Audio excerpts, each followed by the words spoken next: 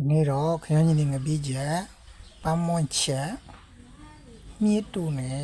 ဟိုခရမ်းကျွတ်တီမပြောဘူးလေးပြောပါညာစကြပါအောင်လည်းကျွန်တော်ရေအဲ့တော့လာပြီးနေဖြစ်တဲ့အတွက်ထထူးထူးတော့အသားငါးတွေမချက်တော့ဘဲနဲ့ကျွန်တော်တို့ဗမာခင်းကြီးဒီလေးကိုကျွန်တော်တို့အဆက်ကလေး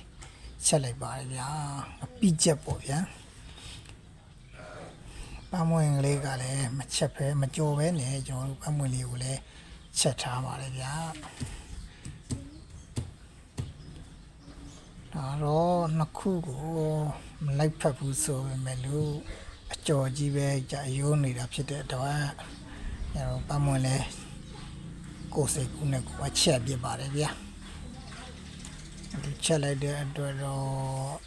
မလိုက်ဖက်ဘူးပေါ့ဗျာငပိချက်နေတော့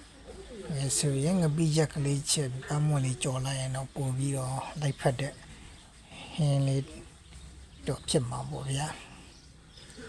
ကိုကတော့ပန်းမွင့်ကိုချက်လိုက်တဲ့အတွက်ဟင်းကတော့မလိုက်ဖက်ပါဘူးဒါပေမဲ့စားလို့တော့ကောင်းပါတယ်ခင်ဗျာငယ်ကျွန်တော်လည်းလိုက်ချက်စားကြည့်ကြပါအောင်ခင်ဗျာအားလုံးပဲတတ်တာပါခင်ဗျာဘိုင်ဘိုင်